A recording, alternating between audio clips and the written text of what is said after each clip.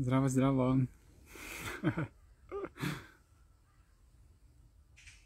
Sačekat ćemo malo da se prikupe ljudi.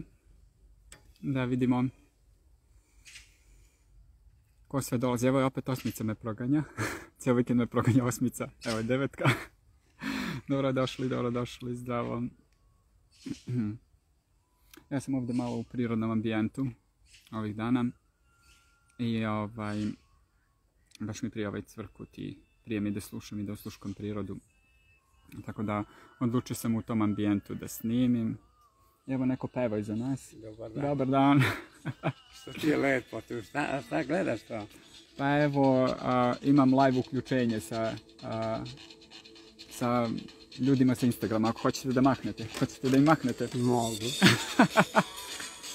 Ja ti to ne znam, ja ti sam, što kažu, ovce u vezi toga.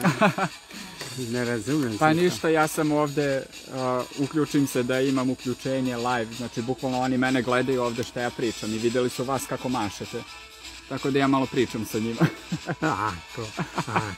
Ako si ne. Vi šetate, uživate. Pa ja šta ono, u staračke penzionerske idem sad jedan krug tu da malo izgubim vremena, desi. Dobro. Čim je čovjek malo stariji, teško do društva, teško do Da. I trebaš, znaš šta, ipak da vodiš računa i sa time i tako. Jasno, da. A dobro, ovdje je lepo. Lepo je, sad kad prođem doći opet da gledam. Dobro, ako ne smetam. Ne smetate taman posla, prijatno. Ćao sine, evo ja i mašem, evo opet. Da ti ulepšam dan, danas je Sveti Ilija. Naravno, hvala vam na tome. I evo kao i uvek. Energija se samo širi i talasi energije se šire. Vidim da dolazite. Lepo ovako popričati sa nekim i prosto razmeniti energiju. Ranije su mi takve situacije mnogo bile neprijatne kada mi stranci prilaze.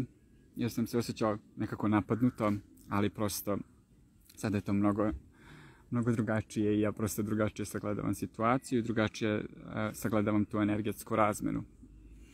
Uglavnom, kao što sam vam najavio, danas pričamo o mojoj predivnoj ruži predaka. I tako da, čekaj da vidim šta piše u komentarima. Danas si podelio neku edukaciju, bukvalno me je drugarica pitala posle sat vremena da li znam nekoga za tu edukaciju. Eto vidiš. Zato ja delim, ja stalno govorim, delite storije, delite postove, pričajte, znači kada se nalazite sa ljudima, pričajte, nikada ne znate koji alat nekome služi i bukvalno neka reč koju kažete i neka edukacija koju spomenete može ljudima promeniti život. Tamarica pita, ali snimam u Šumaricama? Da, Tamarica, tamo kod Lavova, na klupici. I predivno mi je. Ovdje uvek ima neki čikica zanimljiv koji prođe i tako uživa u svom svetu, sluša muziku Acu Lukasa. Nego, back to track. Ok, mi pričamo danas zapravo o ruži predaka i ja ću početi od samog početka, možda je ovdje neko ko zaista ne zna ništa o toj ruži predaka. Ona je zapravo jedna jako intimna seansa 1 na 1 koja je posvećena moje baki Dušanki i bukvalno ruža, simbol ruže, mene podsjeća na nju od uvek i kako sam počeo da se bavim ovim čime se bavim, zapravo uvek sam imao neku želju da nešto u mom životu bude posvećeno njoj, da ostavi neki trag, da prosto i ona bude deo toga. Naravno, ona energetski uvek jeste, ali sam mislio tako u fizičkom obliku. I jednostavno jedne noći ja sam video ovaj predivan Rose Oracle špil od Rebecca Campbell. Evo i kutica Rose Oracle. Sad ću vam pričati priču iza toga. To je jedan od špilova koje ja zapravo koristim kroz ružu predaka. Priča sa ovim špilom jeste da je prošle godine, ne znam sada kad je to bio mart, čini mi se, Rebecca Campbell je izbacila ovaj špil u predprodaji. I ja sam ga bukvalno video ovdje je simbol ruže, ovo je sve zasnovano na simbolu ruže i kao ne, to je to, moram da ga imam. Ne znam zašto, ali moram da ga imam. I ja ga naručim. Kada je taj špil stigao, ja sam se naravno oduševio jer su slike predivne. I sve je tako nekako u simbolima ruže. Evo vidite na primjer ovu lepotu. Vi koji ste imali live-ove, koji ste gledali moje live-ove, verovatno ste i vidjeli ove slike i verovatno ste gledali neke od ovih karata, ali jako su lepih pastelnih boja i svuda dominantan simbol ruže, manje više. Kada je taj špil stigao u moje ruke, ja sam išao na Zoom inicijaciju koju Rebeka uvek drži za svoje špilove, znači drži uživo tu inicijaciju tokom koje ona nas inicira da radimo sa tim špilom kroz jedan ritual. I kako je ona pričala o tome, samo u jednom trenutku rekla, ovaj špil je posvećen moje baki. I ja sam rekao, ok, to je to. Znači, odmah sam osjetio instant konekciju i znao sam da me nije privukao slučajno i da je sa razlogom prosto došao u moj život. I tu se rodila negdje ideja da prosto njega uvrstim u svoju praksu sa precima. Još uvijek naravno nisam imao koncept i nisam znao kako će se to i u kojem smjeru prosto kretati. I onda jedne noći kada, ne znam kad je to bilo, možda, pa mislim da je prošle godine u aprilu negdje bilo. I meni se samo spustila jedna meditacija koju sam onako bukvalno hitno morao da ispišem na papiru grubim crtama. I ta meditacija je zapravo deo same ruže predaka. Znači sama ruža predaka i počinje meditacijom vođenom, koja je onako vrlo intimna zato što se susrećemo sa precima i sa muške i sa ženske strane. Sada kroz tu meditaciju mi zapravo prolazimo i kroz neka pitanja i kroz neke uvide i jednostavno samo trajanje meditacije zavisi od osobe koja je preko puta mene, jel te? Zato što zavisi od njene otvorenosti, od toga da podeli, šta želi da podeli, kakve vizije ima. Znači, ljudi zaista razne stvari doživljavaju tokom vođene meditacije, pa to mogu biti senzacije, mogu biti vizije, mogu biti slike, mogu biti reči, mogu biti simboli. I ja tu uvek ostavljam prostor zapravo da osoba sa mnom podeli šta je u pitanju. I zato ne mogu jasno i koncizno da kažem koliko meditacija traje, ali u prosjeku traje sat, ponekad i do sat i po vremena. Zavisi zaista od osobe. I ono što je meni jako bitno jeste da je to da dam ljudima do znanja da tokom celog tog procesa je bezbedno zapravo da su u sigurnom prostoru i da je bezbedno da se ispolji koja god emocija da dođe. Jer nekad pri takvim susretima sa precima i ne možemo da znamo šta će isplivati. Nekad i nas same iznenadi i možda i osjetimo sramotu i stid da podelimo. A zapravo je jako lepo kada imate siguran prostor i kada možete da izrazite to što izlazi iz vas. Kao što sam rekao, taj špil zapravo ja koristim u samoj ruži predaka i mislim da je to verovatno bio onaj posljednji moment kada sam ja prestao da se iznenađujem prosto tim sinhronicitetima i tim malim, pod znacima navoda, slučajnostima i dozvolio da prosto se dešavaju i da se klupko odmotava svojim tokom. Od tad, naravno, ja sam se jako povezao sa ovim špilom i uvek ga na neke nove i drugačije načine tumačim. Naravno, to zavisi od energije osobe koja uđe sa mnom u proces. Nisu poruke uvek iste, nisu slike uvek iste, nije energija uvek ista. Pa samim tim i moja energija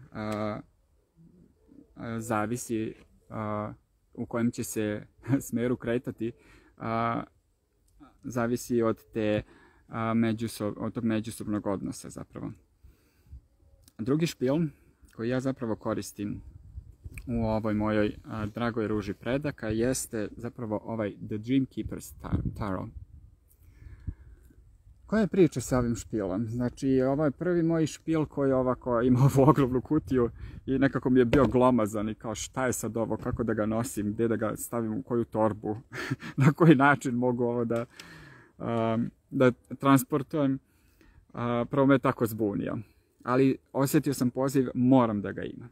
I onda kada je došao u moje polje, Ja sam prosto shvatio, gledajući njega, on je zasnovan na elementima viktorijanskog doba i ima neke elemente koji su onako meni malo ponekad i jezivi i čudni i besmisleni, ali dobro, to je umetnička sloboda i to je svaki kreator bilo kojeg špila daje svoju notu onome što kreira. Ja ću vam samo pokazati par sličica koje su evo ova na primjer, gospođa, znači ona me najviše plaši u ovom špilu. Mislim, pogledajte koliko je jeziva slika i pogledajte njen pogled. Znači, I'm judging you, osuđujem te. Mnogo sam se plašio te karte. Onda ovo, šta je ovo do đavola? Znači, šta je ovo? Mislim, pogledajte i ovo. Neverovatno. Znači, to su neverovatne slike, jako čudne, jako teške za interpretaciju. I kada sam ih prvi put video, mene sve ovo uplašilo, preplavilo i bilo mi je jako teško da se povežem sa špilom. Onda mi je prijateljica rekla, ako te nešto plaši, onda jednostavno duboko zaroni u to. I ja nisam imao izbora nego da počnem sa ovim špilom da radim prvo samostalno sa samim sobom i da se tako upoznajem sa njim.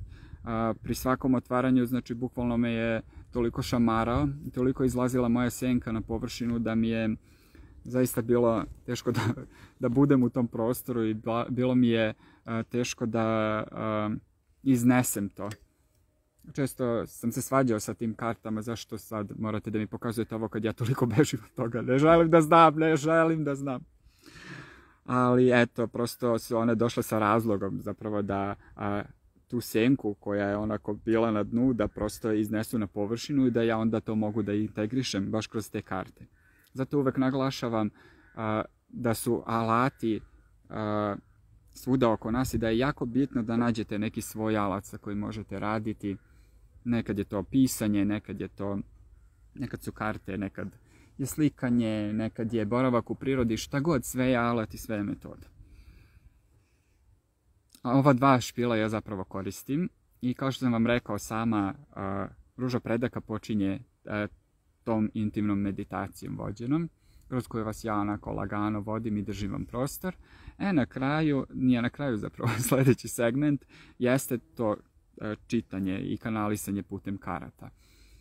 To je zapravo jedan šablon koji ja zovem porodično stablo i koji ima 10 karata i one su u obliku obrnute piramide. Znači gore imamo 4 karte, pa 3, pa 2, pa 1. Kroz to čitanje zapravo uz ova dva špila prolazimo kroz izazove i blagoslove muške i ženske linije, kroz izazove i blagoslove, rekao sam, izazove i blagoslove muške zasebno, pa onda ženske linije. Onda obraćamo pažnju na talente i na veštine koje smo nasledili od naših predaka.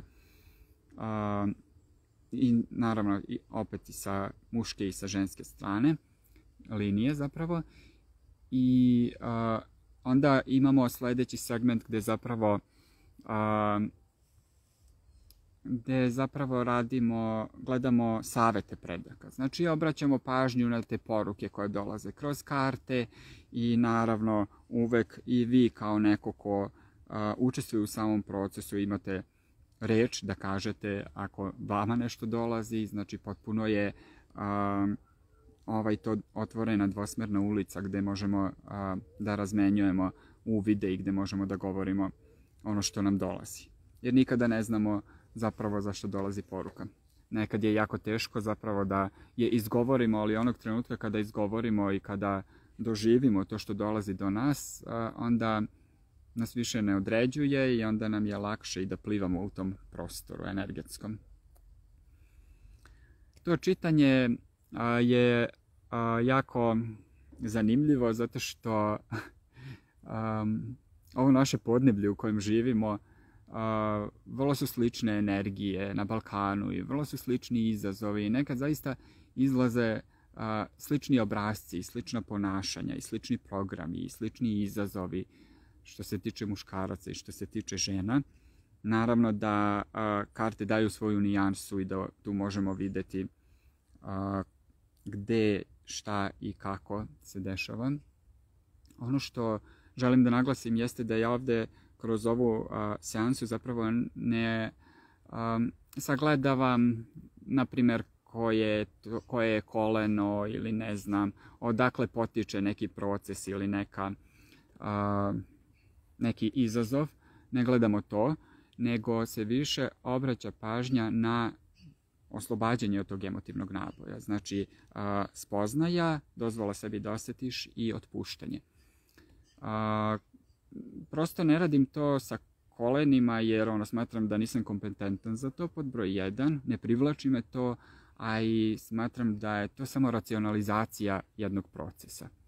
Zašto bi nama toliko bilo bitno koje je to koleno i zašto, šta mi imamo od toga što to znamo? Nemamo ništa, mi i dalje moramo to da proživimo i moramo telesno da isprocesuiramo. Tako da, prosto, to nije moj vibe i to nije ono u šta ja zaranjam. Nego više, kao i svaki moj rad, više se zasniva na emociji i na prosto tom bivstvovanju sa emocijom. Na stvaranju prostora da imamo sigurnost da pokažemo ono što osjećamo i da budemo ono što jesmo. Posle tog čitanja radimo jednu vrstu energetskog čišćenja uz zvuk, ja vas vodim, u suštini je to vrsta vođene vizualizacije gdje se zapravo povezujemo sa energijama koje pročiste u nama sve ono što više nije naše, što nam više ne služi i što smo možda u cijelom tom energetskom polju pokupili, a nije naše da nosimo, nego da zatvorimo prosto taj krug i da ostavimo precima ono što je njihovo, a da uzmemo ono što jeste naše i što zapravo, pošto smo i došli. To je energetsko čišćenje, pa ja mislim da traje 20 minuta do pola sata. Tu je uključena i jedna molitva koju sam nedavno napisao i nedavno sam je i ubacio u sam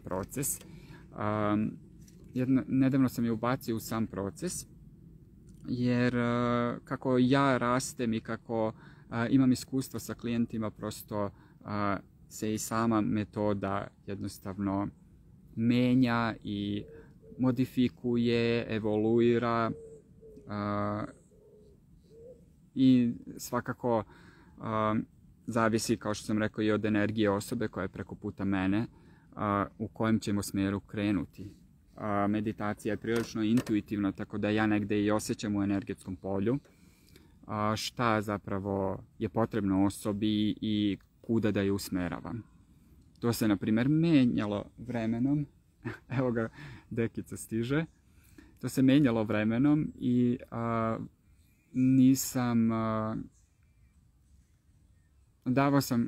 zapravo sam htio da kažem, sam davao sebi slobodu da jednostavno eksperimentišem i da vidim šta će davati najbolje rezultate i šta ljudima najviše godi i služi.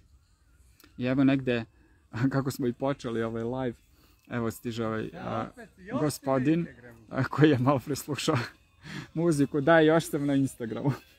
Tako da će i on sa nama završiti ovaj live. Evo, vi ste bili na početku kad sam se uključio i sad ste došli da završimo ovaj live. Tako da, hvala vam što ste tu. Ja ne znam kako ti je to, što ti znači to. Ništa, evo, ja ću sada da završim pa ćemo mi da nastavimo razgovor, može? Ok, hvala vam puno svima koji ste bili tu, koji ste saslušali ovu priču. Meni je bila jako velika želja da ovo podelim sa vama, jer je to veliki deo mene. A vi ako imate nekih dodatnih pitanja ili ukoliko želite da radite sa mnom, možete slobodno da mi se javite u inbox. Ja odoh da se družim sa slučajnim prolaznicima. Vi uživajte u ostatku dana. Bog vas blagoslovio, pa se čujemo. Ćao!